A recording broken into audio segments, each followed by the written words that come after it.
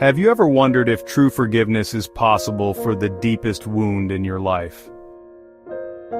Is there a place where even pain can become a doorway for God's goodness? After Jacob's death, Joseph's brothers were gripped by fear.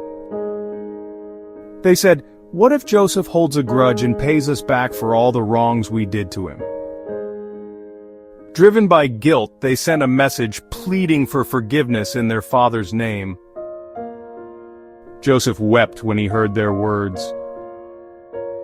His brothers came and fell down before him. "We are your slaves," they said.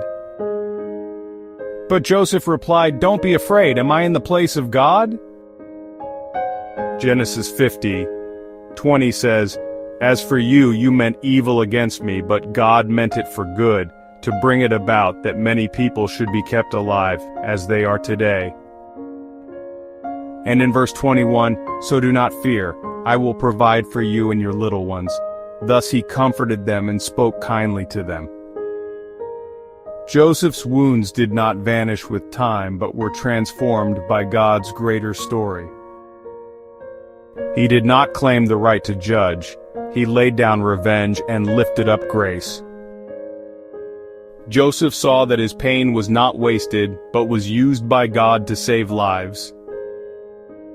What if my deepest wounds are also the places where God's story for me begins?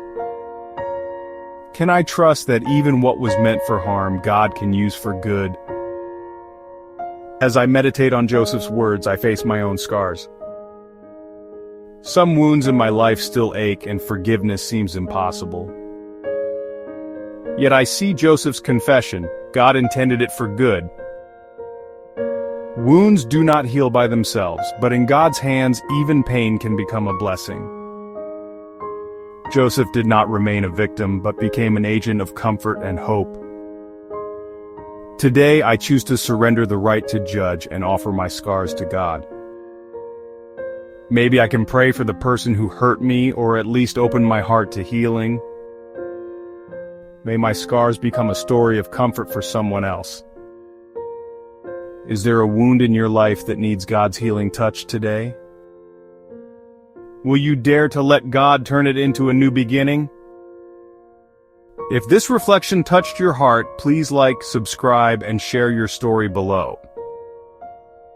May our honest confessions become seeds of hope for others.